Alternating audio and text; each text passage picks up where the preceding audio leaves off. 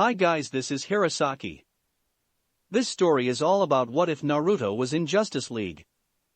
For decades, he had traveled from one corner of the known universe to the other, searching for a way back to his home planet. But after nearly 100 years of fruitless efforts, even with his legendary stubbornness, Naruto grew weary. Now, he had to let it go.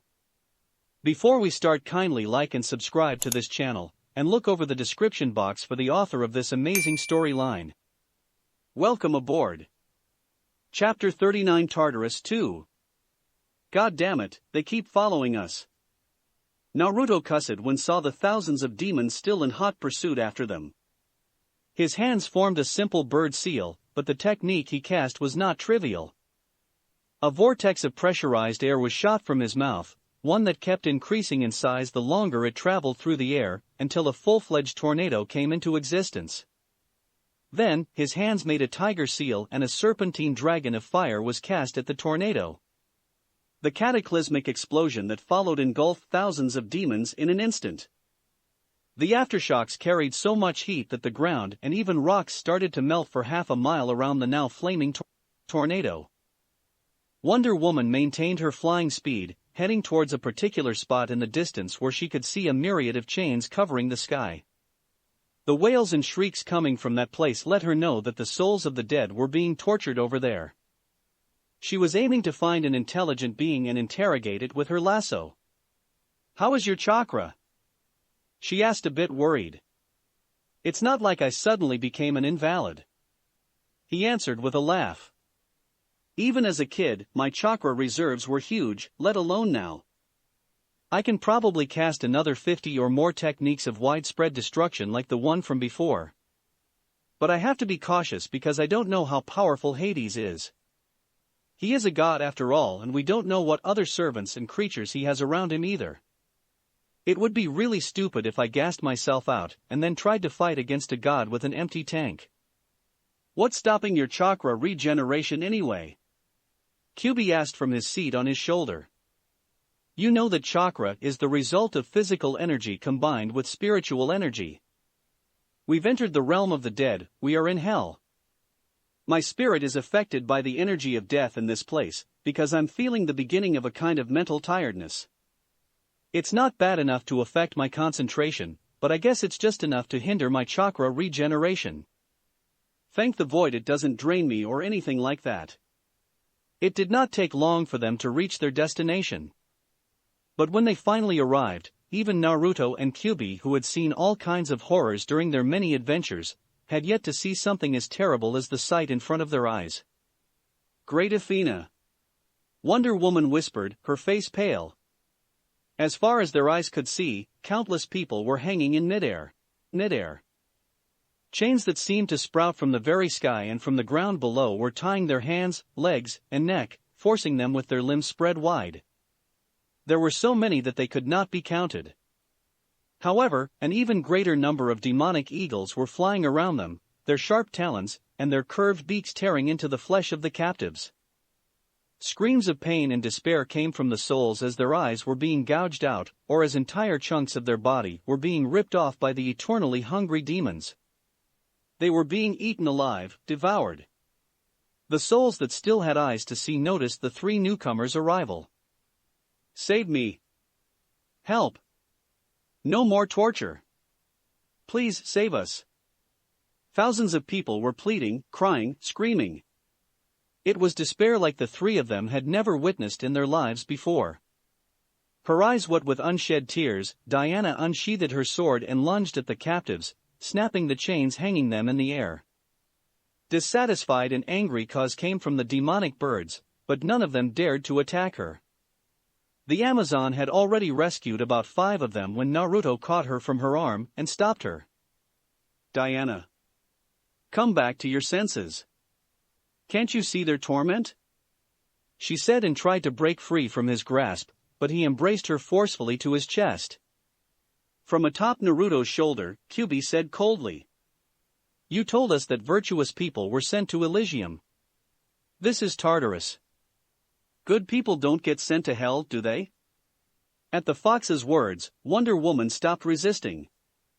For a moment there, Overwhelmed by her compassion and pity for the tortured souls, she forgot just what kind of people had been sent to Tartarus after dying.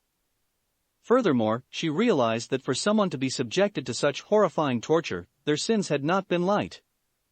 But not all people that were sent to Tartarus were guilty of something. She closed her eyes. As an Amazon, she knew very well how whimsical and vengeful some of the Olympian gods were. Goddess Athena had been one of the most respected and widely worshipped gods in the world back in ancient times for her wisdom, kindness, and support to humankind. However, even she had had her moments of cruelty against those who crossed her, to speak nothing of other gods. Most other gods were much, much worse. Even if one was a virtuous person, they could still end up in Tartarus if they offended the gods. Naruto sighed and let go of her. "Let me borrow your lasso for a moment," he said, and she made no move to stop him from taking the lasso hanging at her waist. Anyone could use the lasso of truth, it was not charmed only for Wonder Woman. He went to one of the souls that the princess had freed from the chains and wrapped the lasso around their torso. "The lasso of Hestia compels you to tell the truth. What is your name?" The bound soul had been tortured to the point where it was impossible to recognize whether it was a man or a woman. But when the lasso started to glow with a golden light, the soul was forced to speak. "Felix Cornelius. For what sin were you sent to Tartarus?" Naruto asked. He was not curious himself, he was doing it to put Wonder Woman's mind at peace, not really knowing what she was actually thinking about at that moment. "I was a pirate. I pillaged, killed, and raped people my entire life." Naruto did not ask any additional question regarding his life. Instead, he asked about what he was interested in. "Do you know where Hades lives?" "Yes, I do." The soul replied robotically. "Good. Lead the way there." Under the compulsion of the lasso, the soul was forced to obey his commands. Although she had been greatly disturbed initially, Wonder Woman soon recollected herself. She understood it was impossible for her to do anything for the ones trapped in there. Most of the ones that had been sent to Tartarus had been terrible people in their lives. She had no way of searching for the innocent ones among millions of other evil souls. Even though she was telling herself that and tried to think rationally, it was difficult for her to find closure. The lightheartedness from before could not be seen on her face anymore. After passing through the forest of chained people hanging in the sky, the horde of lesser demons from before no longer pursued them. It appeared as if there was an invisible boundary that they were unable to cross. They were finally given a moment of respite. For a while, Naruto, Kyuubi, and Diana flew in silence. Regardless, following the directions of the lasso-controlled soul, their mood only continued to become more somber and darker as they passed by many more torment zones. There were courtyards where souls with presumably lesser sins were only being whipped or beaten up, but there were also other zones where people were being slowly submerged into smoldering pits of lava, or were being skinned alive by demonic butchers. Cries of agony, screams, curses of despair, and the cruel laughter of demons pierced the pitch-black sky. It was hell. It was Tartarus. Suddenly, a scream different than that of the tortured souls reached their ears, and a piece of rock the size of a millstone barely missed them, going past them with a loud whooshing sound. Turning towards the direction from where the piece of rock had been thrown, the silhouette of a giant entered their line of sight. A man taller than a 10-story building was charging towards them, his large feet turning both demons and the tortured souls it stepped on into a bloody paste, squashing them like bugs. Before Naruto could say anything, Wonder Woman lunged at the giant and punched him in his massive head with all her strength. Compared to him, she appeared no different than a mosquito. However, when her punch impacted his face, the giant stumbled back several steps, only regaining his balance by chance with difficulty. "So you are the newest offspring of that Zeus bastard. Not bad." The giant's voice rumbled as he rubbed at his chin. One punch, and it had already made his jaw sore. "Who are you?"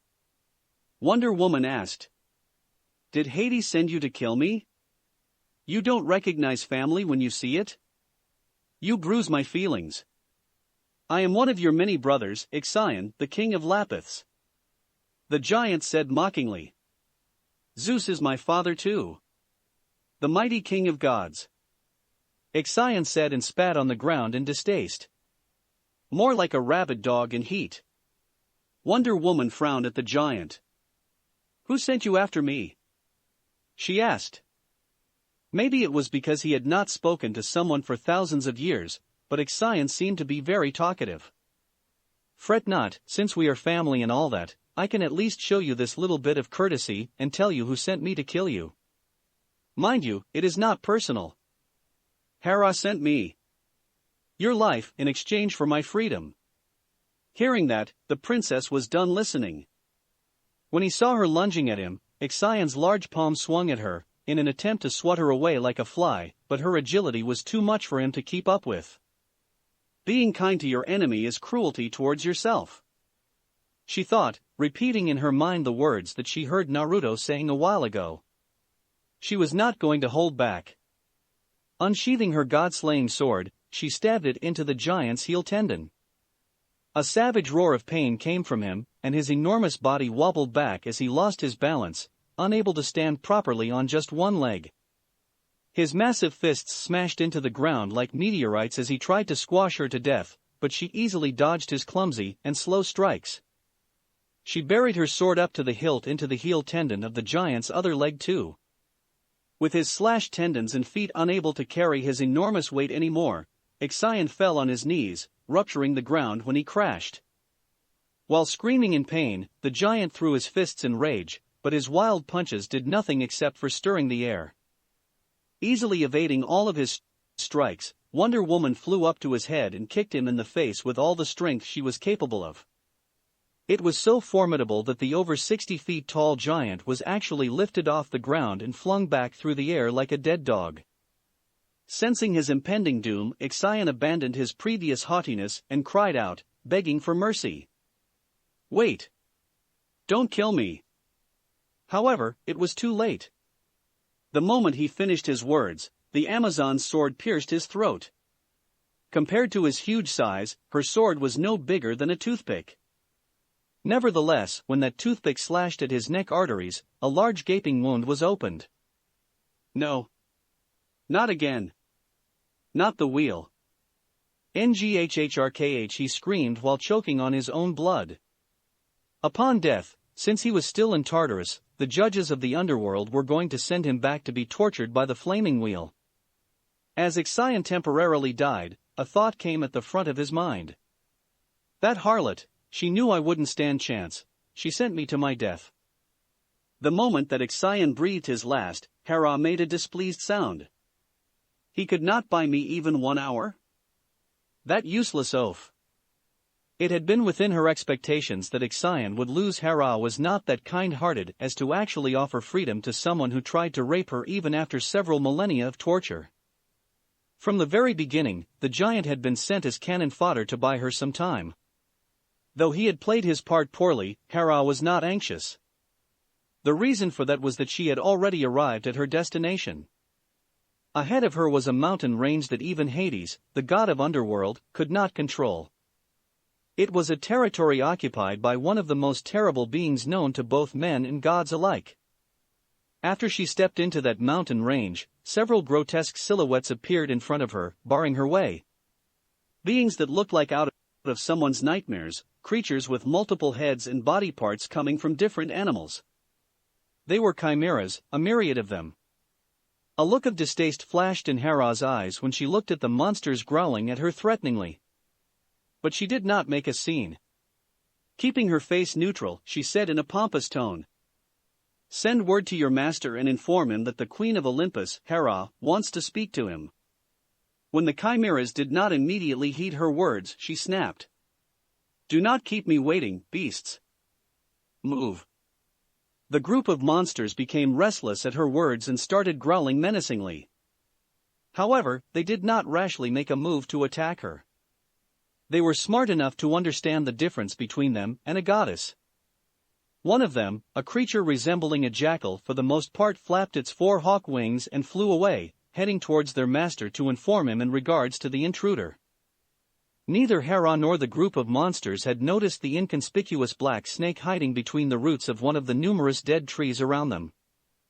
A blackish-red sky, pitch-black heavy clouds and perpetual darkness. There was no day, there was no sun, there was no moon, and there were no stars either in Tartarus.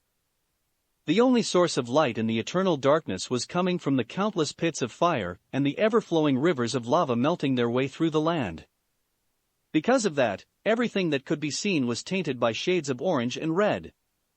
For silhouettes were flying in the air, above the rivers of lava, and the masses of souls that were being tortured by demons below. They were not paying attention to what was happening on the ground. Instead, their eyes were pinned up, towards the sky. A several miles long island was floating in the sky, its entire surface covered by a black citadel.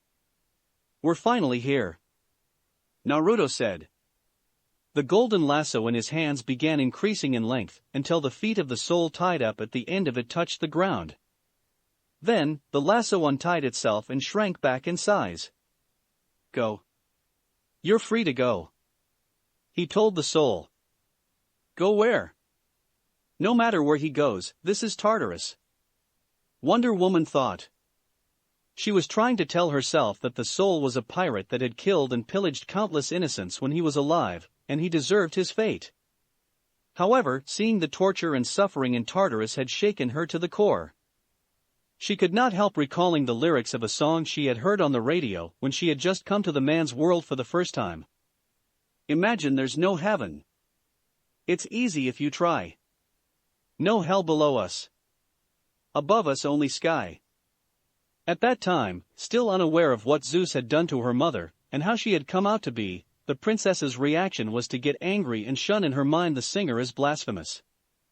However, in the present, disillusioned with the gods and having lost her blind faith in them, her thoughts were vastly different. Most of the gods she used to worship were even worse than average humans. They killed their family, raped innocents, and dished out cruel punishments for the slightest affronts to their names.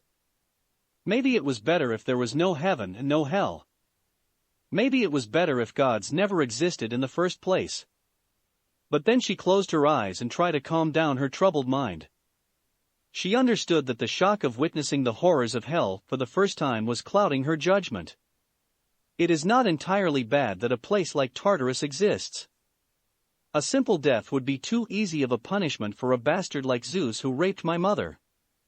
When she thought of that, her previous feelings of pity for the tortured souls were replaced with rage towards the King of Gods. Noticing the tumult of dark emotions and the intensity of negative feelings coming from the Amazon, Kyubi said, "You're not planning on fighting against a god with your mind clouded by anger, are you? Get a grip or stay behind. We don't need baggage to drag us down." "Oi, Kurama." Naruto rebuked him. "No, he's right," Diana admitted with a sigh. "I need to get my emotions under control, or I might end up causing everyone problems." The shinobi, the bijou, and the Amazon looked at the eerie floating island in silence for a while, everyone having their own thoughts. Kurama, in his tiny fox cub form, was wagging his 9 tails slowly, but the mere fact that the proud bijou was behaving like that was betraying his excitement and restlessness. On the other side, Wonder Woman had a look of seriousness as she tried to settle her feelings and recollect herself. As for Naruto, he looked like he had something on his mind. It seemed as if he was not influenced too much by the wails of agony coming from the tortured souls around them or by the grim scenery. His mentality could not be shaken just by that. As far as he was concerned, the souls tormented in Tartarus deserved their fate. He did not feel a shred of pity or mercy for people who committed all kinds of atrocities when they were alive. They were just reaping what they sowed. There was something else occupying his thoughts. Eventually he spoke. "What do you plan on doing after we kill Hades?" Diana was startled by that question. I haven't thought that far. Way too many things happened in the past 2 days. First, she had had a life-and-death battle against a bloodlust Kryptonian. Then, she was forced to kill Maxwell Lord 4. Then, almost all her friends denounced her and washed their hands off of her. Then, Hermes delivered her the orders of Zeus to go to Tartarus. Then, she saw tens of thousands of people protesting against the Justice League and against her. After that, she went directly to Themyscira.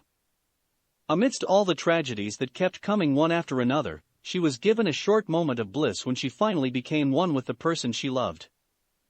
That said, so many things took place in such a short time that she had not had the chance to think about tomorrow, about the future. What if killing Hades is not the end? Naruto pressed on. What do you mean by that? She asked. Who's to say that after you deliver them Hades' head, they won't ask for something else? It was like a bucket of ice-cold water was poured on her head. Your situation is not that different than a hostage situation. The Amazon's fate is in the gods' hands, and because of that, they can coerce you to do their bidding. We have no leverage against them. If things continue like this, we'll end up just playing in their palms. And what would you have me do?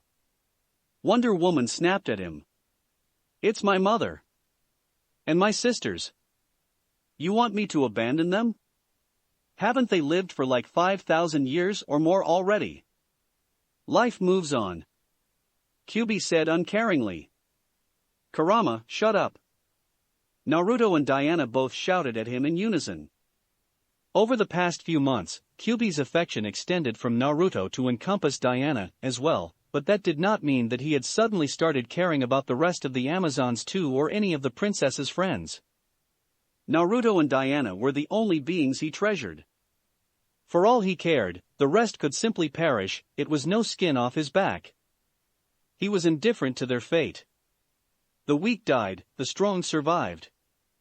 Things were very simple in his mind. But his selfishness had bared its teeth again at the wrong time, making both of them snap at him. I'm not saying you should abandon your family. Far from that. The day you hear me say something like this, you have my permission to beat me to an inch of my life. What I am saying is that we need to think of what comes next. We haven't had the chance to talk about it. But we need a plan or you'll end up as nothing but the Olympian god's attack dog. The princess calmed down at his reasonable words. Tell me more about your gods. Naruto began, but Diana cut him off with a glare. They're not my gods. Right, it was a poor choice of words on my part. He said and raised his hands as if to say he meant no harm. Tell me more about the Olympian gods. Who exactly created the Amazons? Basically, I need to know who we can attack and who is untouchable. I need to get a better picture of the situation because I know next to nothing about them. In the meantime, Diana and Naruto, with Kyuubi sitting on his shoulder, stopped flying and landed in a deserted place with no demons or any other beings around. They could not just float in the air and talk, it was too conspicuous. Paying no regards to the ash covering the ground everywhere, Naruto just plopped himself down and leaned with his back against a boulder. He placed his right hand on his left wrist, and a small bottle appeared with a cloud of smoke. Unscrewing the bottle cap, he shook the bottle lightly and dropped 2 to 3 pills into his palm. What's that? She asked. She was curious because she had never seen him take any pills of any kind until then. Vitamins. Vitamins? She asked incredulously, thinking he was poking fun at her. They're a complex of vitamins and other substances needed by the human body. There were times during my missions when I ended up away from any sort of civilizations for days or weeks at a time, and I rarely had the chance to cook. I had to be prepared. One of these pills is enough to feed my body enough nutrients to last me for an entire day. Want some? They were not as good as the pills from his homeworld that could directly replenish chakra, but they were still better than nothing. After she refused his offer with a soft shake of her head, he said, Anyway, tell me about the Olympian gods and their relationship with the Amazons. Wonder Woman followed his example and sat down too, but she placed her shield on the ground before sitting on it. The Amazons worship 5 goddesses, Aphrodite, Athena, Demeter, Artemis, and Hestia. In fact, my mother named me Diana in honor of Artemis, who was also known to Romans as Diana. Then, she explained the roles of each goddess in the Amazons' culture and religion. Aphrodite is the one that came up with the idea of creating the Amazons. She is the goddess of love and beauty, and she blessed the Amazons with her beauty. Naruto inwardly nodded at that. During his brief stay on Themyscira, he had not seen even one unattractive woman among them. If they went to the outside world, each one of them could probably pursue a career in modeling if they desired so. Goddess Hestia is the one who gifted our home, Themyscira. If there is one goddess in the entire pantheon that could be said to have no faults at all, it is her. Even now, I still respect her a lot. She is the goddess of home and family. He was listening to her words with genuine interest. Even Kyuubi was paying close attention. He was going to become a god soon, and he wanted to learn more about it. Though they had seen much of the world and traveled the universe for centuries, they had not really had any significant encounters with the so-called gods. Demeter is the goddess of harvest and fertility. Themyscira has a small number of farmers, but the Amazons have never suffered from a lack of food due to her blessing. She also blessed the Amazons with superhuman physical strength and durability. Artemis is the goddess of moon, wilderness, and the hunt. She blessed the fauna on Paradise Island and gifted the Amazons to have a connection with nature and skill at hunting. She's also the reason why Kurama purrs like a cat when I scratch his back, she said, making Naruto chuckle and Kyuubi growl a little at her from his spot on his shoulder. As for Athena, she's the one that blessed the Amazons to have skill in battle. She gifted them her wisdom, education, and technology. Currently, she is the most important patron goddess of the Amazons. Naruto hummed in thought for a few seconds. The way I see it, Zeus and Hera have no direct dominion over the Amazons. Unless I'm missing something? Why can't we just kill them and be done with it? Wonder Woman let out an involuntary snort. Naruto was talking about killing Zeus as if he was some random street thug, not the strongest god in the world, as far as she was concerned. Things aren't as simple as that. Goddess Athena is Zeus' favorite daughter, Aphrodite and Artemis are his daughters too. Goddess Hestia is Zeus' sister. Demeter is Zeus' sister as well, and on top of that, they even made a kid together. Even if we could kill Zeus, do you think they'd just sit and watch indifferently from the sidelines? Naruto looked at her in doubt. I don't know much about the Olympian gods, but from the little you've told me so far, Zeus seems like a massive cunt. You're telling me everyone loves that guy? After how many people he killed or raped? I'm actually amazed nobody tried to kill him after so many years. Oh, the other gods did try. Several times in fact. But he's managed to stay on top every time. That's why nobody dares to go against his words. And that's why the other gods haven't tried to dethrone him anymore for thousands of years, Diana said. Despite her words, however, Naruto smiled. They're afraid of moving against him by themselves, but what if they saw an opportunity? Killing Hades should be enough proof that we're more than capable of killing any other god too. Won't they take the chance if they see one? They're just not willing to shoulder the responsibility of spearheading the rebellion because, in case of failure, the leader of the rebellion would definitely be punished the worst. But what if we take that spot for them? We'll take on that responsibility. Diana did not immediately dismiss his words. She had never seen Kyuubi at his full strength, but the entire universe was aware of his most recent feat, that of destroying the Psion's home planet. That was a level of power that she had not heard of even in the myths about the Olympian gods. Furthermore, there was Naruto in the equation too, and she, herself, was no slouch either. Maybe defeating Zeus and Hera isn't that far-fetched after all, she thought. Nevertheless, she could not just simply jump on the train without properly weighing everything about the situation in her mind. Maybe Naruto, Kurama, and I would be able to survive the war and escape if we failed. But what about my mother? What about my sisters? If we lost, they'd end up here, in Tartarus. Recalling the terrible tortures she had witnessed ever since she stepped into Tartarus, she shook her head. This was not a matter of courage. If it was only myself, I'm not afraid of taking on anyone. But this isn't just about me. This will implicate my mother and the rest of the Amazons too. Their livelihood is at stake. I won't gamble. I can't agree with starting a war against unless we are absolutely certain of our success. Naruto did not find her answers weird. His attitude would have been no different than hers if he had been in her shoes. He would also not willingly risk his loved ones' lives on a gamble. I can already destroy planets as I am now, what about after I become a god? Kyuubi said. There he goes again. Naruto muttered with a roll of his eyes. No one will be my match. I will be invincible. Ha ha ha ha. Kyuubi said and laughed arrogantly. The fox's pride and arrogance were already sky-high as they were. Naruto could only imagine the Biju's attitude after he really became a god. Regardless, now that they sat down and talked about their future course of action, things weren't looking as bleak as before. Chapter 40 Tartarus 3. It's no good, my clones can't see anything. There's a shielding spell cast around the island. Looks like Hades is aware of our arrival. Naruto said.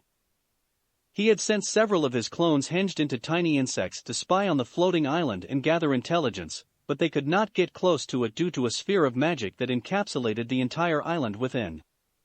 I guess our only method is to brute force our way in, he concluded. When he had been young, he would have not bothered with checking up the place beforehand at all, he would have just smashed his way in, jumping headfirst into danger. He had smartened up with the passing of time, and he had become cautious. However, being cautious did not mean he had become a coward. If left with no better alternative, he could very well blow everything up with brute force like before too. What are we waiting for? Let's go. Kyuubi said enthusiastically. With the fox on his shoulder, Naruto and Wonder Woman started flying towards the floating island in the sky. How are we going to break their shield? The princess asked. Are you going to cast some of your powerful spells at it? Naruto and Kyuubi looked at each other and then started grinning widely. It's not the first time we see a fortress covered by a spell or energy shield. We've even designed a special technique for breaking them. He said proudly. Diana made an impressed sound. Oh? You never fail to surprise me with how versatile your techniques are. Controlling the elements, gravity manipulation, cloning, flying, becoming invisible, laying traps, shape-shifting, teleporting, self-regeneration, and even healing spells for others. Is there anything you can't do? I'm envious. 1 century of continuous training coupled with the experience absorbed from countless clones would make anyone just as strong. It would be weirder if I wasn't versatile and strong after such a long time, he said and grinned at her teasingly. Flying to some distance away to give him space, she said. Well, go on, let's see what you've got. Naruto and Kyuubi chuckled again at the same time as if they were laughing at an inside joke known only to them. As he was floating in the air, he suddenly started to flash through an incredibly quick and long series of hand seals. That sequence of hand seals performed at such an insane speed was impressive by itself, to speak nothing of what was about to come. Wonder Woman's heart started beating faster in anticipation. He said in a deep voice. Ninpo, World Destroyer Big-Ass Fox no Jutsu. Then, he grabbed the fox on his shoulder like it was a potato and yelled. Yeet. Under Diana's disbelieving eyes, he yeeted the fox towards the island as if he was a pitcher throwing a baseball on the field. Naruto, what the hell? Diana was not one to swear. Naruto could count on the fingers of one hand the times he had heard her say a bad word. But this time she was shocked. Before any of them could say anything else, the tiny furball in the air suddenly became absolutely massive. With a roar of laughter, the enormous Biju slammed into the shielding spell encasing the island. The even more absurd part was that the entire floating island shook terribly, and the sphere of magic shielding it was shattered like glass. She turned to look at Naruto. He was laughing his ass off so hard he was having troubles maintaining his flight. He had hyped it up as a special technique designed for breaking barriers, and even formed a very long and impressive sequence of hand seals, making her anticipation rise off the charts. She thought she was going to witness an awe-inspiring sight, or an apocalyptic spell no weaker than a nuke. Not such a barbarian method. Finally managing to get his wheezing laughter under control, he wiped a tear from the corner of his eye. It's called trolling. We do a little trolling sometimes. A vein started pulsating dangerously on her temple. Naruto, you dash, comma. The situation was so incredulous that she could not find her words. They were going to have a life and death battle against a god, and there he was, pulling pranks and dying with laughter from his own joke. She did not know how to even react to that. But her thoughts were cut short when a demonic roar made the sky tremble. QB began his rampage. What are you playing at, Hera? Why would I trust my back to a vicious and labile woman like you? The rather deep and dignified voice came from a very tall and muscular man wearing black armor and a dark red cape. He had shoulder-length black hair, and his sharp black goatee fit the image of the dark ruler of Underworld. He was Hades. The beautiful woman narrowed her eyes at him and said sharply, "The last offspring Zeus made out of wedlock was Helen of Troy. At the end of the Trojan War, Zeus vowed to me on the river Styx that he would never spread his seed to anyone else. After that, I knew about his indiscretion with Hippolyta and many other women over the years. But I was willing to turn my head the other way as long as he never made another child with anyone else besides me." At her words, Hades clenched his fists. Although thousands of years had passed, he had never forgotten how Zeus raped the woman he used to love, and how he ruined his life. That was the very reason he had sided with the Titans against Olympus during the war. And that was the reason why he had been trapped in Tartarus ever since. To this day, he was filled with rage. I paid close attention to Hippolyta and the Amazons after the incident. But Hippolyta had never shown any signs of pregnancy, and the daughter she made out of clay did not seem any different from the rest of the Amazons. 2,000 years passed, and I have never suspected that her daughter was not made of clay, but that it was her flesh and blood. Zeus's flesh and blood. I can no longer tolerate his infidelity, his lies. I can no longer tolerate him. He needs to die.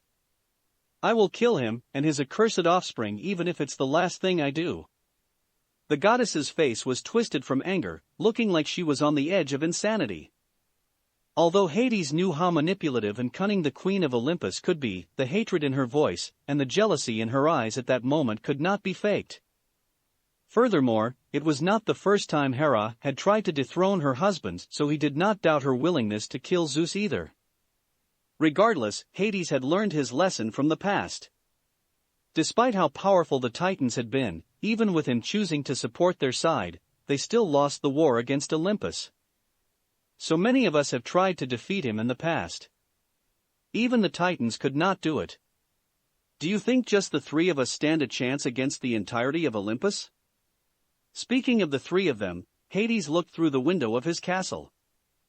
Outside, in the large courtyard of his outer fortress stood a massive being. It was like a creature out of a nightmare. Several 100 feet tall and wide, the gigantic being only had the legs and the torso of a humanoid. The rest of his body was that of a monster. He had 9 draconic heads, several pairs of fleshy wings, over 20 scaly arms, barbed tentacles were growing out of his back, and snakes came out of his necks like the mane of lion. It was none other than Typhon, the son of Gaia and Tartarus, the god of monsters. Typhon is very powerful indeed. But I hope you haven't forgotten Briareus, have you? How he squashed your little rebellion in the buds and how you were hanged by Zeus in the sky as punishment. Briareus is still loyal to Zeus, and he is more than a match for Typhon. 1. Hera's face burned with shame at being reminded of her humiliation in the past. Things are different now. She spat through gritted teeth. Taking a deep breath through her nose to calm herself down, the goddess continued. After nearly 2,000 years, the people of Earth no longer worship the Olympian gods. Without the power of faith, Zeus is much weaker than before. If he had been confident of his power, he would not have sent his half-blood of a daughter on a suicide mission to deal with you in Tartarus. He would have come here himself. As for Olympus, it's not as united as before either, not by far. Ares and Hermes have involved themselves completely with the mortal world, Athena only cares about her Amazons, and Poseidon would be more than willing to take my side against Zeus like before. The rest of the gods are either indifferent or simply too weak to be relevant in the grand scheme of things. Hades sniffed condescendingly. Even at his peak, Zeus never dared to step foot into the realm of the dead, where all the titans slumber, or he would have tried to kill me a long time ago. Taking one deep look at Hera, he said slowly, "Fine, I will play along. I have nothing to lose anyway. But mark my words, Hera. If you betray me, make sure you kill me for good too, or I will spend the rest of my eternal life to hunt you down." The goddess was unfazed by his threat. They were about to shake hands to seal the deal when the entire fortress quaked terribly. A deafening sound of glass breaking was heard, and then a demonic roar shook the sky. When the roar reverberated in the skies of Tartarus for a moment, it was like time stopped. Every soul, every demon trapped in that hell froze up. Over 1,000 feet tall and with 9 enormous tails, it was a crimson behemoth. Typhon's 9 draconic heads started at the titanic demon in front of him in disbelief. He had never seen a creature bigger than himself. He was already several hundred feet tall, but the demonic beast ahead of him dwarfed him so much that he looked like a dog in front of an ox. What is this? What is this feeling? He could not move. His 24 of scaly arms were paralyzed. An uncomfortable feeling traveled down his spine. It was as if needles were pricking at his flesh, making him numb all over. For the first time in his millennia-long life, the god of monsters experienced a new feeling. It was fear. Terror. Die. The Bijou roared. An enormous fist crashed towards the god of monsters with the power of a meteorite. A terrible boom rang and the several miles-long island was smashed into smithereens. In the distance, Wonder Woman momentarily stopped in her tracks in shock. For the first time, she got to see what a terrible power QB could wield. Involuntarily, her heart trembled. She knew that they were on the same side, and that they cared about each other dearly as friends. But the feeling of fear creeping into her heart was beyond rationality. She understood then that the fox's arrogance and pride were not without reason. Then how strong is Naruto? She could not help wondering. She was seeing the two of them bickering on a daily basis, and it was more than once that she heard the blonde teasing the fox with the fact that he kicked his ass and the fox never contradicted it. Hades is not alone, Naruto said, startling her awake from her thoughts. The pieces of the broken island crashed into the ground below with a deafening bang, rising enormous clouds of ash and dust in the air and covering the sky for miles. But when another terrifying roar rang, the shockwave it created instantly cleared away all the ash, dust and debris floating in the air. Amidst the remains of the obliterated island and the fortress on top of it, 2 human-looking beings stood together, surrounded by a protective sphere of magic. What dash? The otherwise dignified-looking Hades had lost his composure, and Hera's beautiful face was pale from shock. Trapped in Tartarus for millennia, Hades was not exactly up to date with the powerful beings outside of his realm. As for Hera, she had never paid any attention to the mortal world as mortals were beneath her notice. The two of them had been completely unaware of QB's infamy in the universe. Not far from them, a disgusting mass of flesh and blood was wriggling on the ashy ground and making disturbing sounds. A small draconic head appeared from it, but it quickly increased in size, and right after that, the rest of his body was regenerated like a miracle. It had been a terrible strike, one that had blown up the entire island. Taking a direct hit from such a devastating power was enough to obliterate any lesser being. But he was Typhon, the god of monsters. Hydras, dragons, chimeras, and other creatures known for their self-regeneration abilities and resilience were his offsprings. As their god and ancestor, Typhon possessed all of their abilities but much stronger. Overcoming his initial fear born out of instinct at facing a predator larger and more powerful than himself, after regenerating his body, Typhon roared in rage. His 9 draconic heads opened their maws and black hellfire shot at the gigantic fox in front of him. But his attack was met with mocking laughter.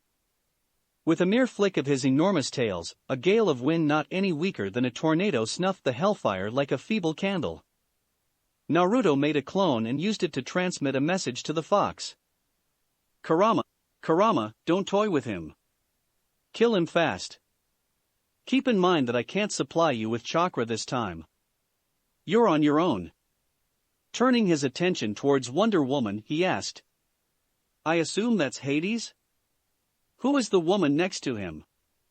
His wife? Yes, it's Hades. As for that woman, it's Hera. She said stiffly. His eyes shone with killing intent, and he laughed. She delivered herself right to us. What are the chances? He was about to launch himself at them, but she suddenly grabbed his arm from behind. Naruto. Don't take them lightly. She said seriously. I don't know about Hera, but the Justice League had fought against Hades once. He overwhelmed us. Superman, Martian Manhunter, Batman, Flash, and we didn't stand a chance. He defeated us all at once. We won in the end only by a fluke. 2. He looked at her for a few seconds without saying anything. Then, he brought a hand to her face and gently tucked a strand of her sweaty hair behind her ear. I know, we talked about this already. Don't worry, I'll be careful, I promise. Despite that they were about to enter the battlefield, Diana momentarily closed her eyes and leaned into the hand caressing her cheek. I'll take care of Hades and you of Hera. You okay with it? Fine by me. She answered. I'll engage first and break them apart. Divide and conquer. But don't strain yourself. Play it safe and just stall for time until I kill Hades. After that, we'll join hands and kill Hera too. Diana started to glare at him. You're underestimating me, aren't you? Knowing how proud she was of her skill and strength as a warrior, he raised his hands to placate her. No, I'm not. I just dash. He wanted to say that he was afraid for her safety, that he did not want anything bad to happen to her. But he stopped himself in time, sensing that he would only be digging his grave deeper if he implied she was not strong enough to keep herself safe. Just, you be careful too, okay? He finished in a small voice. Having made her point, Wonder Woman did not insist on starting an argument. She nodded at him seriously. Naruto clenched his hand into a fist and raised it in front of her. Diana looked at his extended fist and then back at him, understanding his wordless suggestion. She raised her fist too and bumped it against his. Her eyes widened in surprise when a rush of feelings and thoughts flooded her. His unconditional love for her. His desire to spend the rest of his life with her. His secret thirst for a good battle against a worthy opponent. His desire for her to be happy. His respect for her. His worries for her safety. His fear of being alone. At that moment, the princess understood him completely. When he moved his fist away, their spiritual connection broke off too. But she could not tear her eyes away from his, overwhelmed by that unprecedented experience. She had never been connected to someone on a spiritual level like that. Let's do our best. He said and smiled at her softly. She nodded her head vigorously, not trusting her voice to speak at that moment. Then, he turned his attention back to the battlefield. He had never been worried about the fox. As his lifelong best friend, Naruto knew exactly just how powerful Kyuubi was. His only worry had been for Diana. But after sharing a fist bump with her, he was no longer anxious about her safety anymore. He understood her feelings and thoughts perfectly as well. His eyes became sharp and his demeanor abruptly changed. The aura he exuded became like an unsheathed blade, and a cloak of yellow-red chakra appeared around his body as he entered his tailed beast chakra mode. Then, he blurred out from existence. An instant later, a silhouette teleported right between Hera and Hades, completely bypassing her protective sphere of magic. Konoha Senpu. The metal-tipped heel of a combat boot suddenly smashed into Hera's and Hades' jaws at the same time as Naruto performed a whirlwind flying kick. It was one of his former comrades' favorite taijutsu moves, the speciality of Might Guy and Rock Lee. The two Olympian gods were kicked in the face and hurled away into opposite directions, as if a truck had smashed into their face. "Diana!" he shouted. The Amazon princess's answer was to erupt with a powerful battle cry. Hera had yet to even crash on the ground after being kicked in the face when Diana body slammed into her with her golden shield. Spittle flew out of her mouth when the wind was knocked out of her, and her body left a sonic boom behind from the force of the shield bash. Physically stronger than Hera and more adept in battle, Hades righted his body in the air, flipped back to land on his feet. "You dare strike a god?" he yelled in fury. But Naruto did not entertain him with a verbal answer. He conjured a swirling sphere of energy above his head, and out him a Rasengan that was even bigger than his own body. Faster than the naked eye could follow, he appeared in front of the god and pushed the enormous Rasengan into him, intent on grinding his body into a bloody paste.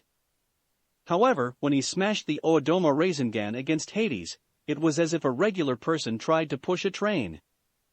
The god had caught his Rasengan with one of his hands effortlessly, and then slapped it away with the other one as if it was a beach ball. A large crater was carved into the ground when the big ball of chakra blew up. Lifting himself up from the crater, Naruto frowned.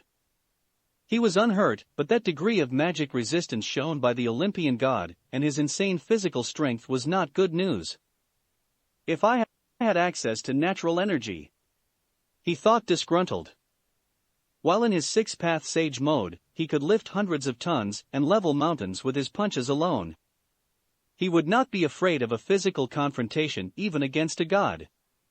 The current situation, however, required him to avoid meeting Hades' hits with his body. Nevertheless, he was no longer a one-trick pony like in his youth.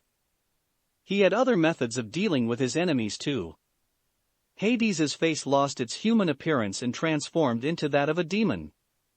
His skin became gray, two horns grew out of his forehead, his teeth transformed into fangs, and his eyes became red. Opening his mouth, an enormous fireball came out from it, like a fire breath. Naruto rolled to the side and jumped to avoid it. Fireball after fireball was shot from Hades' mouth, but he was too agile for them to meet their mark. Enraged at his futile efforts, Hades stomped his foot. The ground cracked and ruptured and skeletons started crawling out. They were not just human skeletons. There were also centaurs, serpents, enormous centipedes, and even a few very large bone dragons. Furthermore, a buzzing noise was heard in the next moment, and the pitch-black sky of Tartarus became dark red in the distance. Red because of the red eyes of tens of thousands of demons rushing to answer the call of their god. Floating in midair with his arms crossed, Hades looked down at the masked mortal man arrogantly. "Do you realize now how powerless you are? You are but a man. But this is my realm. And I am a god. Attacking the god of underworld in his own domain? How foolish." Despite the overwhelming number of undead beings surrounding him from all sides, and the tens of thousands of demons closing in from the distance, Naruto was perfectly calm. He was even relaxed enough to peek at the situation on the other sides of the battlefield. The battle between Kyuubi and the god of monsters, Typhon, it could not even be called a battle. It was a one-sided beatdown. Typhon was doing everything in his powers to attack his foe, shooting hellfire, creating vortexes of wind, spitting clouds of poison, and even breaking off parts of his body to create monsters to aid him in battle. But it was all for naught. A mere swipe of the demonic beast's tails was enough to squash the monsters he created into a gory paste. The vortexes of wind could barely ruffle his crimson-red fur, and the hellfire and the clouds of poison could not even get into Kyuubi's proximity as the fox's roar produced shockwaves capable of flattening and blowing away everything in their path. In front of absolute strength, all of Typhon's abilities appeared to be insignificant. Typhon had already died and regenerated himself nearly 10 times in less than 10 minutes. Noticing Naruto paying attention to the fighting between the two gigantic beings, instead of focusing on him, Hades started to become angry. The man in front of him was too relaxed. Either he's too stupid to know he's about to die, or he is confident that I can't hurt him. At that thought, his ire flared. To think that there would come a day when a mortal would treat him with such disrespect. The bone dragons that he had summoned opened their gigantic jaws, and their breath attacks covered the sky. Fire, poison and lightning incinerated and melted everything in their path, not caring about ally or foe. Despite the ferocity of the dragon breath attacks, a dagger suddenly pierced through them unaffected, and Hades barely had enough time to lean his head to the side. Though the tri-pronged dagger only left a bloodied scratch on his cheek, Hades was unconcerned. It was going to heal up in a matter of seconds. However, in the instant that the dagger flew past his head, with a hand on the handle of the tri-pronged dagger, and the other hand holding a purple-colored in-release Rasengan, Naruto appeared behind him like a ghost. The god had not even noticed his actions until the sphere of In chakra slammed into the back of his head. There were no explosions. Hades could not even feel any pain. He was not wounded at all. But when he wanted to turn around to face his enemy, his heart jumped to his throat. He could not control his body. He was paralyzed. The In Rasengan's purpose was not to injure him but to immobilize him. An aura of lightning magic burst behind his back, and his fear seemed to double his strength. His body started to shake, and it looked like he was going to regain control over his movements in a matter of seconds. Damned magic resistance. This is ridiculous. Naruto cussed. But he did not stay idle. His tailed beast chakra mode transformed into a cloak of yellow-red lightning. It was a version of the third Raikage's lightning armor adapted to his usage of Kyuubi's chakra. A grinding attack like a Rasengan isn't a good match, because of his incredibly high magic resistance as a god. I need a piercing attack. Without my 6 paths, this is the strongest piercing attack I have. He clenched his right hand into a fist, and a large portion of the lightning crackling around his body gathered to his fist. Then, he extended just his index finger. It was the last and most powerful stage of Hell Stab. It took only 2 seconds for him to power up his attack. But due to his panic, or maybe because of a rush of adrenaline, the god somehow managed to regain a part of his control over his movements. At the very last moment, when Naruto's lightning attack was about to stab through his back, into his heart, Hades twisted his body around. The hell stab landed onto his shoulder instead of piercing his back.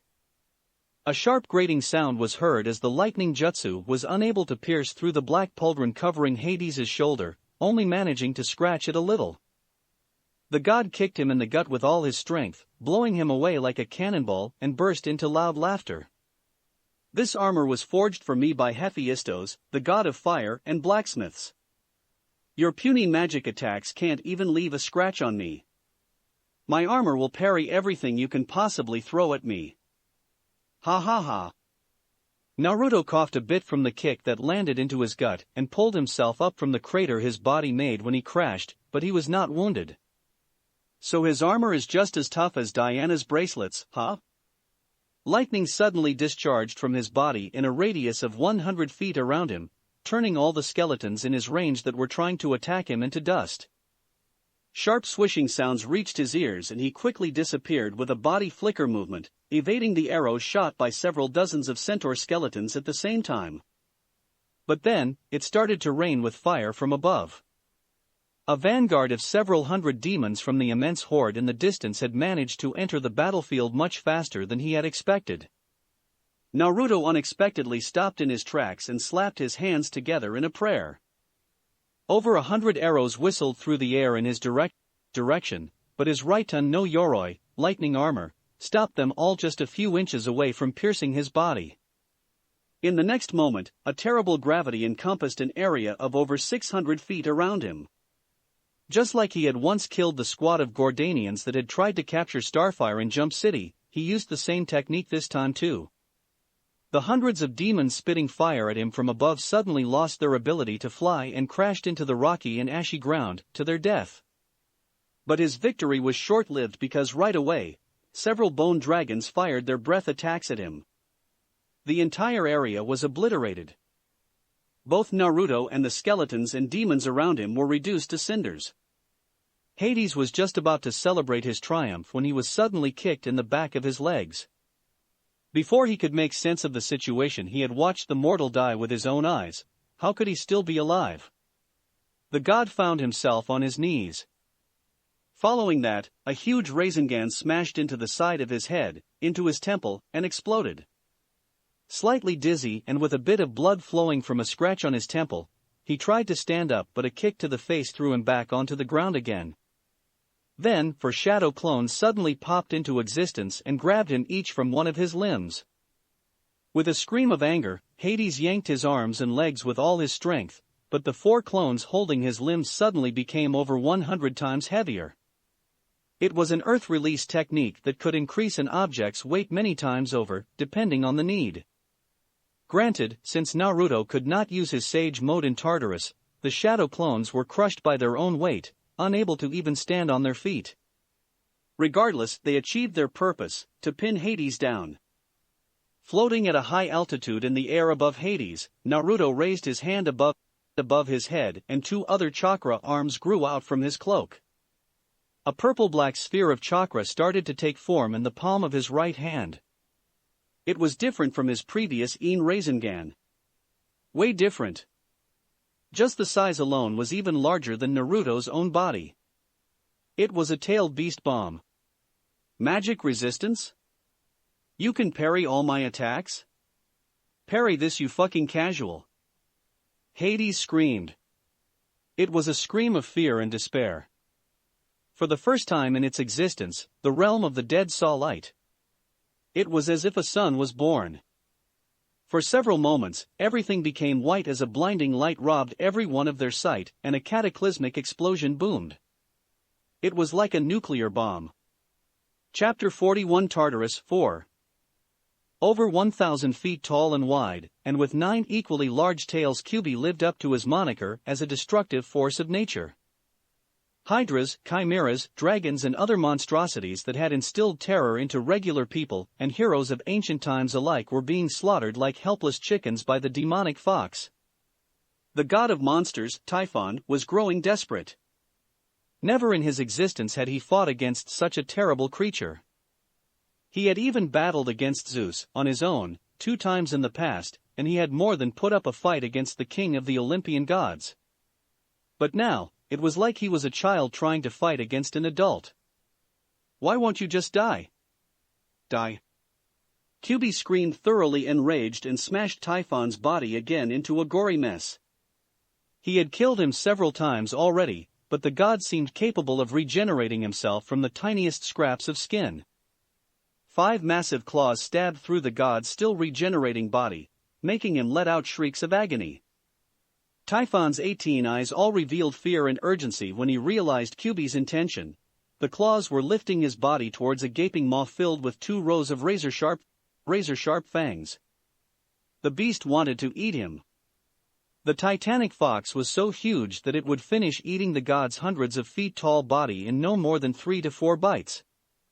Gritting his teeth, one of Typhon's 24 arms suddenly morphed into a blade, and then he hacked at his own neck.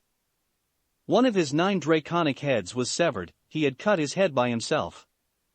What the hell? Momentarily, Kyuubi stopped and stared in confusion at the god of monsters' actions. Typhon did not wait for him to catch on to what he was doing.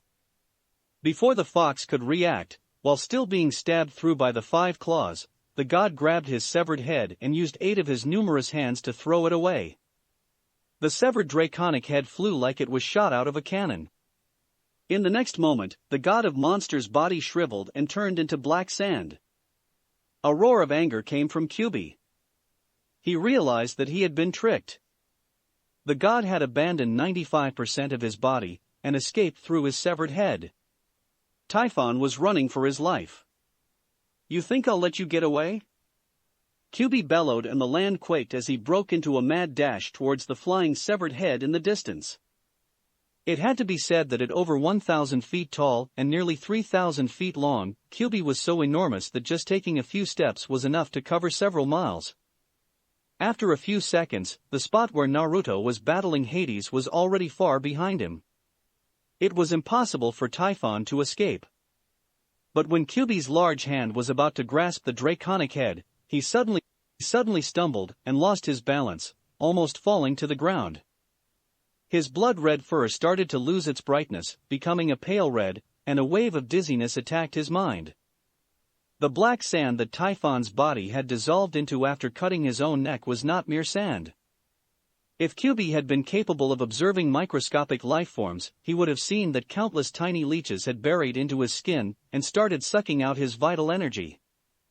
From over 1,000 feet tall, QB's size started to decrease at a speed visible to the naked eye. Meanwhile, Typhon's severed dragon head quickly grew a torso and limbs, fully regenerating itself.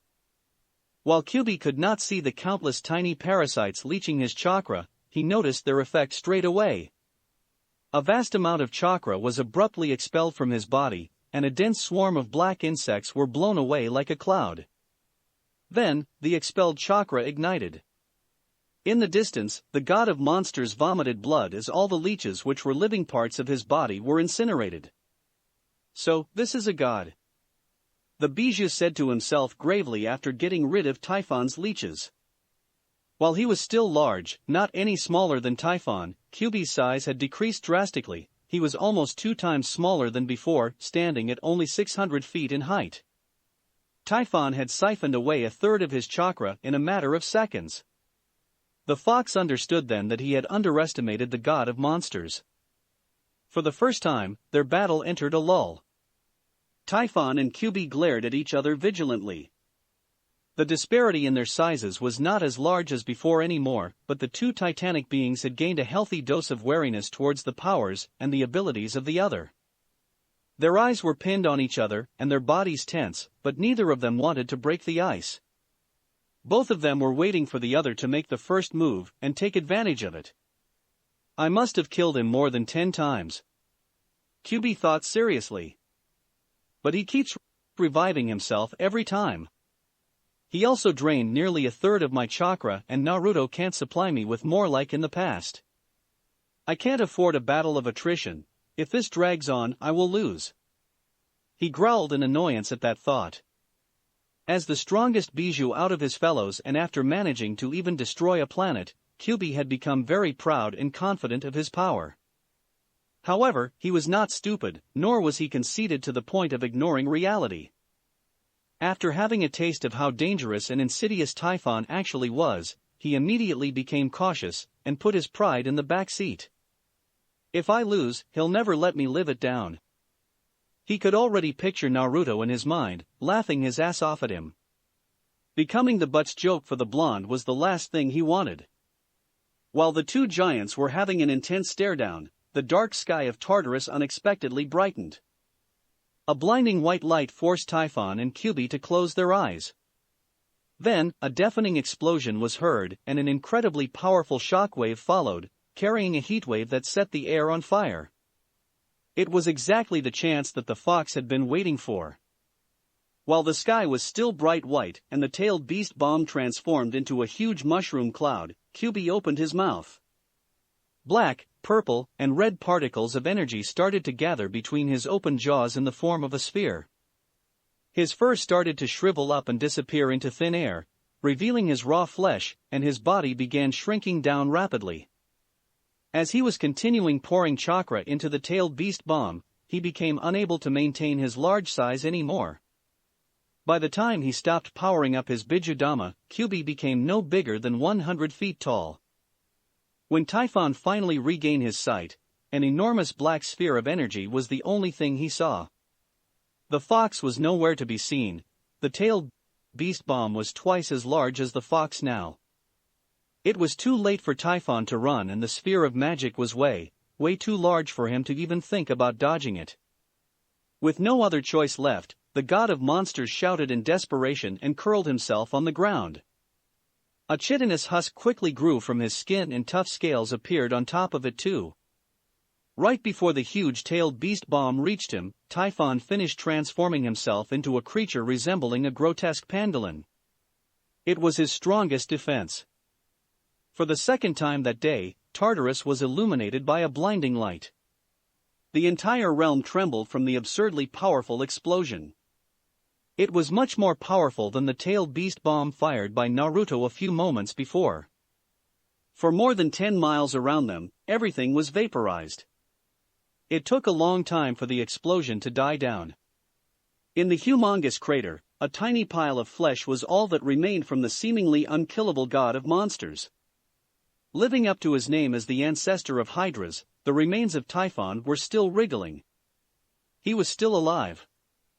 If left to his own devices, Kyuubi had no doubts that the god would eventually recover even from such a devastating attack.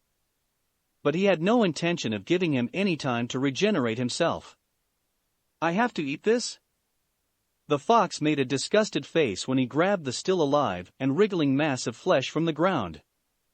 He closed his eyes and covered his nose with the other hand, then, he threw the remains of Typhon into his mouth. He gagged and almost threw up. However, as disgusting as it looked, he forced himself to not think about it and swallow it. It was his key to godhood. It was the only way to stop the power of faith from driving him insane. The Amazon princess let out a loud battle cry. Hera had yet to even crash on the ground after being kicked in the face when Diana body slammed into her with her golden shield. Spittle flew out of her mouth when the wind was knocked out of her, and her body left a sonic boom behind from the force of the shield bash. The goddess crashed into a nearby cliff, breaking it into smithereens. The princess had not held back her strength when she bashed the goddess with her shield. Even after smashing into the cliff, Here's body continued to roll and tumble onto the ashy ground like a ragdoll. She may have been the queen of Olympus, but that was due to her being Zeus's wife. She was not known as a battle-hardened goddess.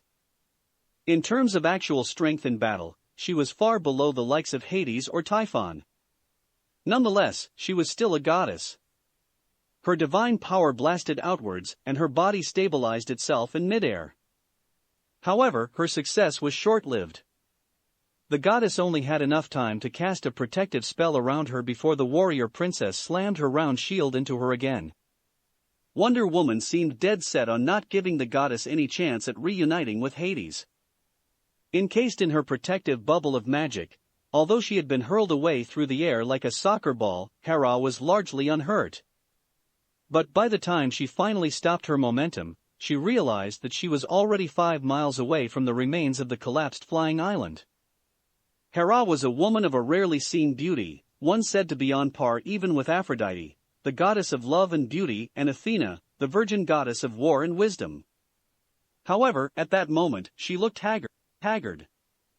Her white regal robe was smeared with ash, she lost her golden crown, and her wavy brown hair was now shaggy and filled with ash and dirt. Her otherwise dignified face was twisted in rage. "I'll make you regret the day you raised your hand against me. I'll make you suffer for millennia to come. I'll have you watch as I sell the rest of the Amazons into slavery, and, in the end, I'll make you beg of me to grant you sweet release of death. That I swear on my own name." Hera yelled. It was as if she had lost her mind to her rage. The Olympian goddess let out a shrill scream and chunks of the ground broke off and started to float around her. With another scream and a wave of her hands, the large boulders were hurled towards the Amazon princess. It was like a rain of meteorites. Wonder Woman clenched her hands around the straps of her golden shield and braced herself for the impact. There were too many of them for her to dodge them all. Boulders weighing several tons smashed against her golden shield with reverberating booms. Despite her formidable physical strength as a demigoddess, the several tons heavy boulders were hurled with such velocity that she was pushed back greatly by every impact. Eventually, the hail of rocks and boulders ended, but Hera used her divine power to rupture the ground again. Wonder Woman launched herself at the goddess, but she was met with another barrage of rocks and boulders right away. Helplessly, she could only hold onto her golden shield and tough it out. Despite her disdain for a half-blood like Diana, Hera understood that she would be in mortal danger if she allowed the princess to get close to her. Hera was not a warrior, she was not adept in direct battles. She was feared by the rest of the gods due to her venomous and vengeful personality. She would lay curses on mortals from the dark and manipulate others into doing her dirty work. But when it came to a frontal battle against a warrior demigoddess, Hera could only resort to using her divine power and telekinesis to keep the princess at bay with everything she got. Hera's plan was to hold the status quo and drag the time until Hades or Typhon defeated their opponents and came to her aid. Is this all that the mighty queen of Olympus is capable of? Throwing rocks like a savage barbarian? Diana said mockingly. She was trying to get a rise out of her. Hera had already thrown 4 waves of giant boulders and rocks at her. Despite how violent each hail was, it could not hurt Wonder Woman at all. She would dodge most of the boulders and use her shield to protect herself from the one that she could not dodge. But Hera's purpose was achieved, the princess could not close in the distance between them. Now, it was a stalemate. The goddess did not fall for her bait. She kept herself surrounded by floating large rocks and watched her every movement like a hawk. When Wonder Woman lunged at her again, she immediately shot a barrage of boulders at her.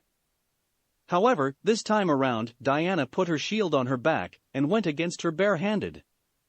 When the boulders were about to smash into her body, she slammed her bracelets against each other. A deafening sound like that of a gong was heard, and the shockwave it generated blasted all the incoming rocks and boulders into bits. Every piece was weighing several tons, but they were disintegrated like sand.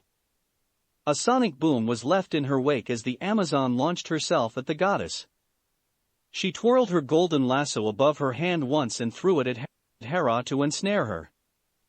However, at the very last moment, Hera cast a short-distance teleportation spell, reappearing 400 feet away from her previous spot. Wonder Woman let out a grunt of annoyance at seeing the goddess slip away at the last moment.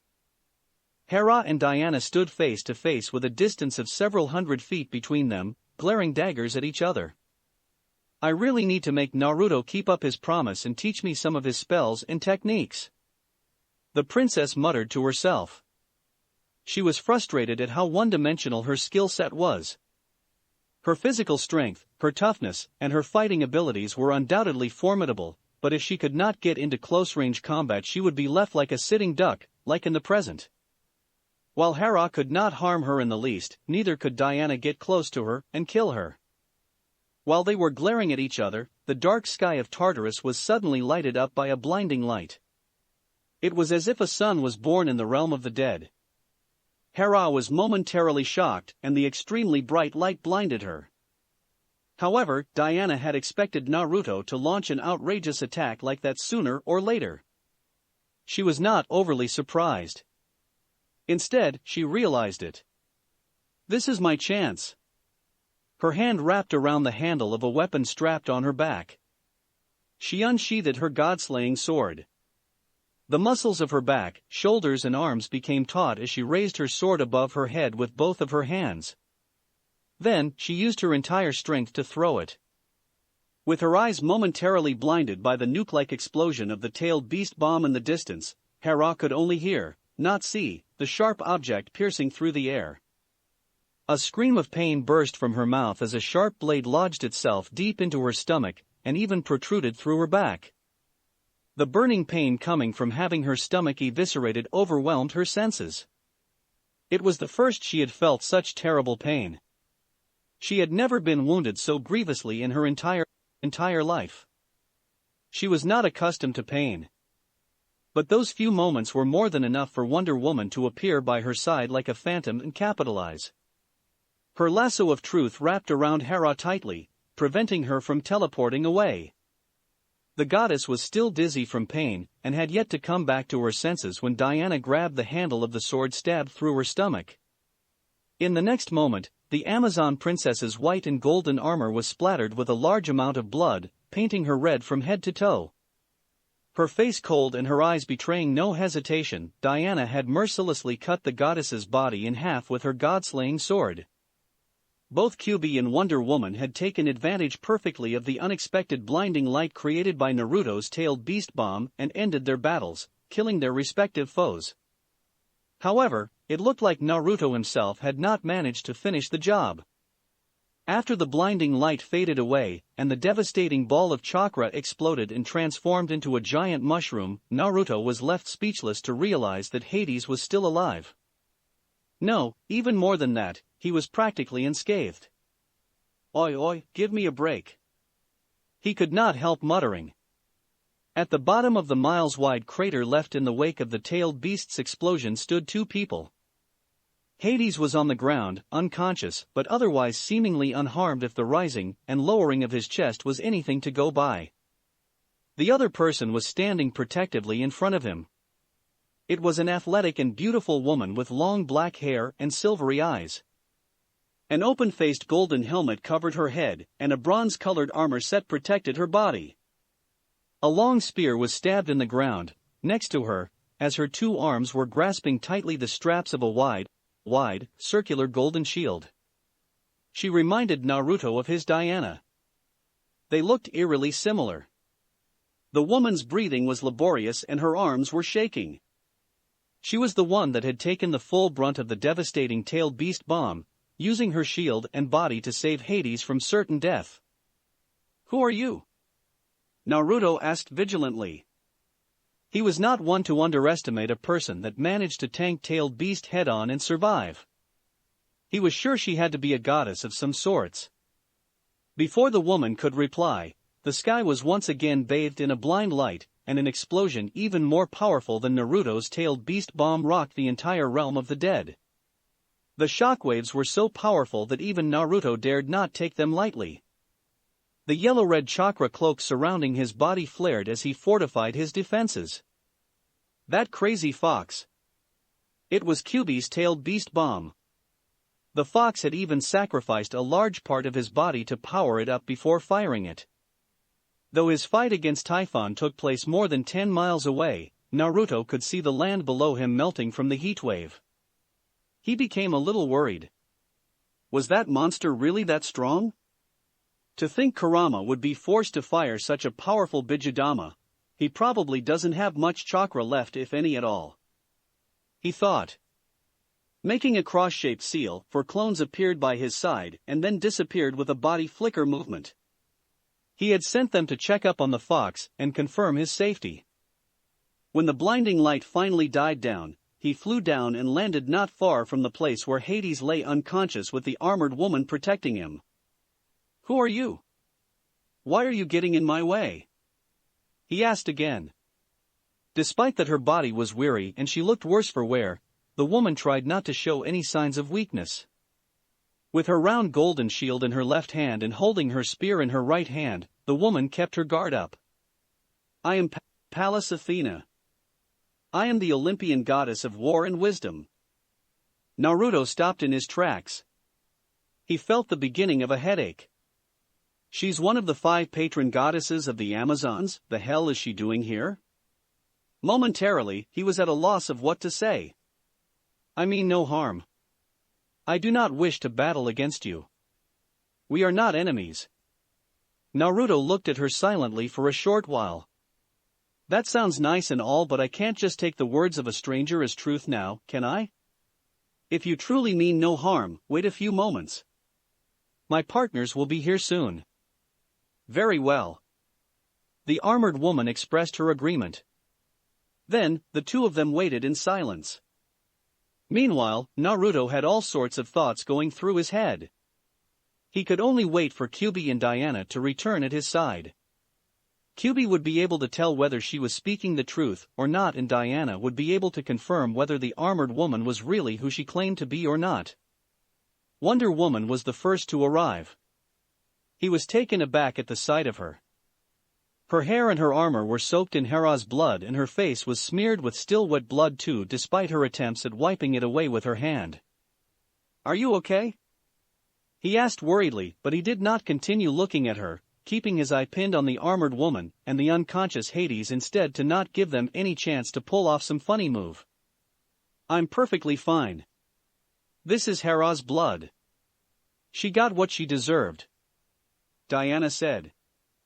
But then, her face betrayed her feelings of surprise when she saw the person standing next to Hades who was lying unconscious at the center of the crater.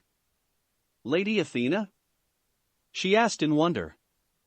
The armored goddess finally lowered her guard and let her shield down. Diana.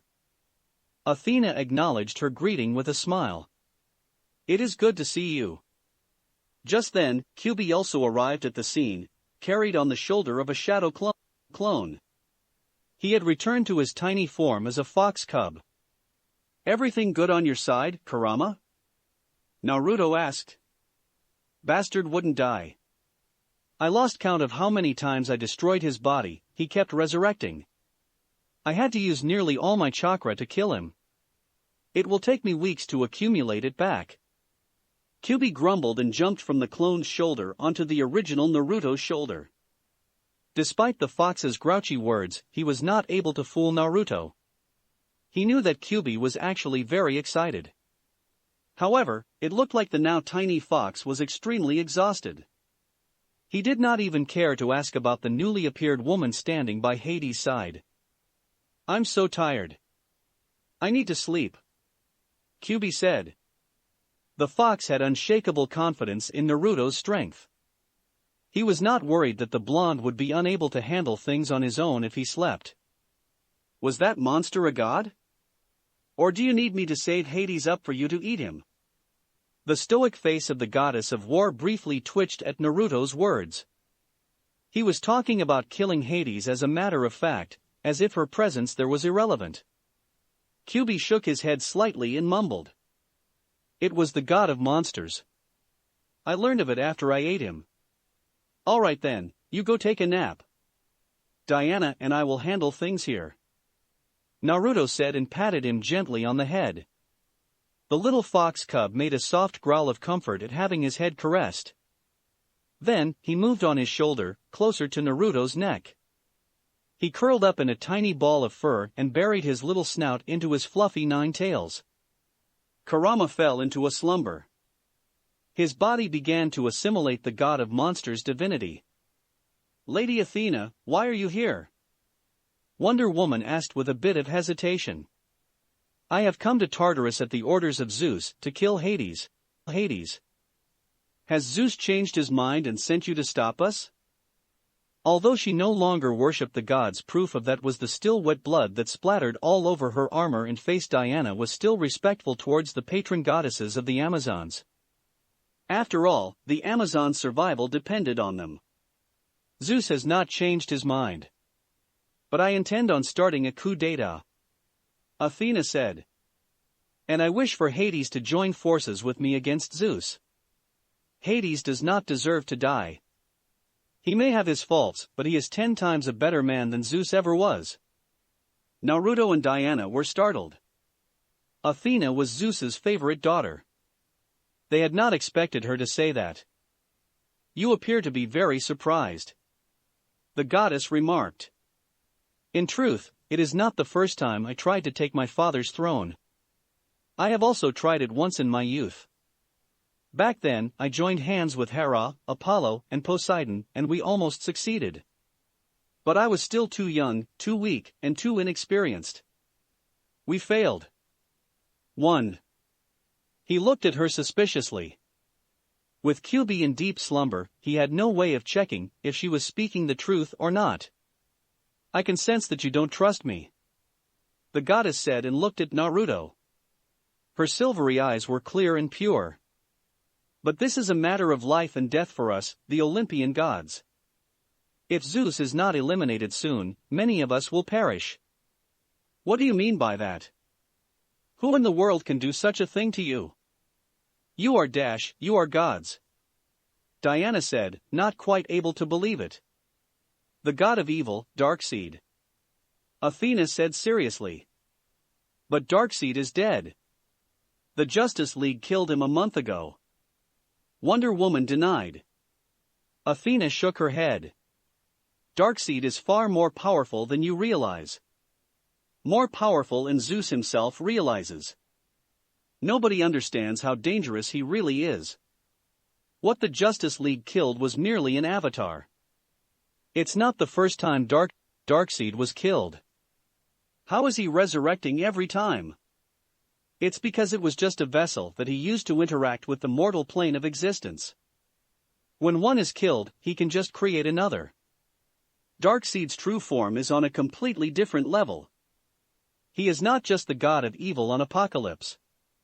Is the god of evil of the entire universe. It is only the restriction imposed by the source that is stopping him from leaving the dimension of the gods and conquering the entire universe. 2. After making a short pause, the goddess continued. Darkseid had set his sights on Earth several thousand years ago when he came to Earth for the first time. I have warned Zeus many times, but he does not want to listen. He is too confident in his lightning and thunder. His arrogance has blinded him. He does not realize that he had grown weaker. He does not realize that I, alone, am already just as powerful as he is. Mortals no longer worship him. He has been forgotten. Yet he does not want to accept the idea that someone could be more powerful than himself. 3. But sooner or later Darkseid will find a way to squeeze more of his true power through the gap between the dimensions. I do not wish to sit around and wait for our doom. I do not wish to see Zeus drag all of Olympus to death with him. If he is so strong, why is he so interested in Earth? Why would someone like him care that much about such a tiny and insignificant planet? I don't understand, said Naruto. When looking at the scale of the universe, Earth was indeed just one of the numerous planets inhabited by a sentient species of living beings. In Naruto's eyes, there was nothing special about it. If anything, technology-wise, Earth was rather backwater, decades or centuries behind other civilizations such as Almarak or Thanagar. He could not understand what exactly made the god of evil so obsessed with Earth. He believes that Earth holds the anti-life equation. A magical formula that will give him control of the minds of every intelligent being in the world. Seeing as Darkseid's true body can never leave his dimension, possessing the anti-life equation is the only realistic method through which he could one day achieve complete control over the entire universe. That's why he will never give up on Earth. His conflict with the Justice League is just secondary. The anti-life equation is the thing he desires the most. So what do you plan on doing now? Naruto said. I will lead the Olympian gods into another dimension. Our departure is long overdue. The people of Earth no longer worship us. There is no need for us to remain here and put ourselves in mortal danger. We have nothing to gain from it. Diana asked. Then what about the Amazons? What will happen to my mother and my sisters after you leave? My intention is to take the Amazons with me. Athena said. But I will not force anyone to follow me. For those who do not wish to leave the earth, my blessing will allow them to continue living the natural lifespan of a regular human. That is the most that I can do for them. That's it for this reading. Hit like and subscribe for a free ticket pass going to the different worlds of anime fanfictions. Looking forward to having you on board again.